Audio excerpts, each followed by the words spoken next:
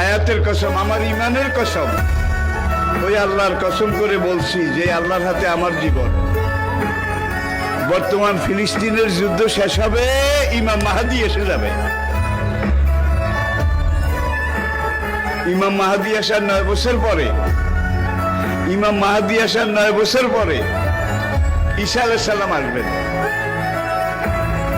আর ইমাম মাহাদি আসার পরে 9 বছর, এটার মধ্যে দাজ্জাল তার আবির্ভাব ঘটবে।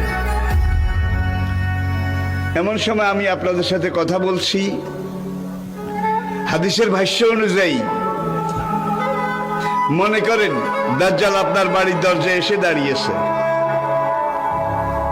এমন সময় আমি আপনাদের সামনে কথাগুলো বলছি, যেই সময় মনে করেন ইমাম মাহাদি আপনার ঘরের সামনে এসে দুয়ারের কড়া নাড়তেছে। কত কাছে আল্লাহর নবী ইমাম মাহাদি সম্পর্কে, দাজ্জাল সম্পর্কে 70টা ভবিষ্যৎবাণী করেছেন। কয়টা? তার মধ্যে 66টা হয়ে গেছে, বাকি আছে কয়টা? এই 4টার মধ্যে কিন্তু ইয়াজুজ মাজুজ বাইর হবে, সব খাইয়া বলাইবে। এবার দাব্বাতুল আরদ কোরআনে আছে, দাব্বাতুল আরদ মক্কা এবং তায়েফের মাঝখানে জমিন ভেদ করে একটা জন্তু উঠবে।